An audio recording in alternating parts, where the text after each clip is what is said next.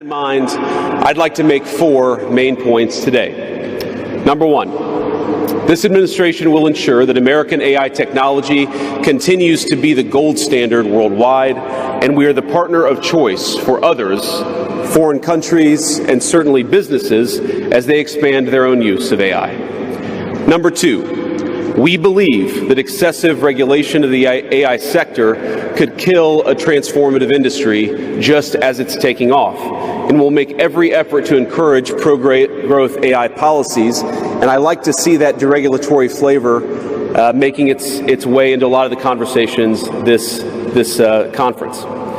Number 3, we feel very strongly that AI must remain free from ideological bias, and that American AI will not be co-opted into a tool for authoritarian censorship. And finally, number 4, the Trump administration will maintain a pro-worker growth path for AI, so it can be a potent tool for job creation in the United States. And I appreciate Prime Minister Modi's AI, I really believe, will facilitate and make people more productive.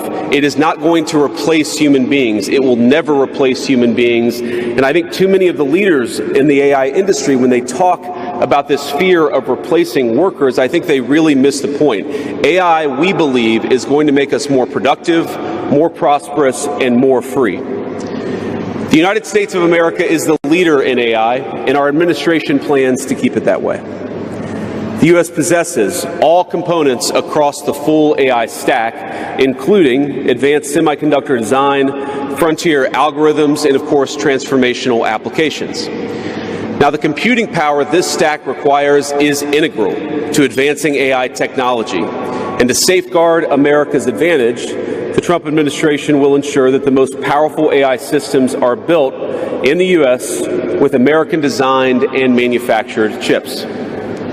Now, just because we're the leader doesn't mean we want to or need to go it alone, of course. And let me be emphatic about this point.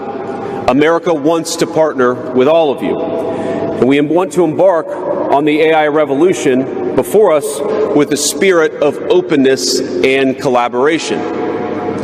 But to create that kind of trust, we need international regulatory regimes that fosters the creation of AI technology rather than strangles it. And we need our European friends in particular to look to this new frontier with optimism rather than trepidation. Now, the development of cutting-edge AI in the U.S. is no accident. By preserving an open regulatory environment, we've encouraged American innovators to experiment and to make unparalleled R&D investments. Of the $700 billion, give or take, that's estimated to be spent on AI in 2028, over half of it will likely be invested in the United States of America. Now, this administration will not be the one to snuff out the startups and the grad students producing some of the most groundbreaking applications of artificial intelligence. Instead, our laws will keep big tech, little tech, and all other developers on a level playing field.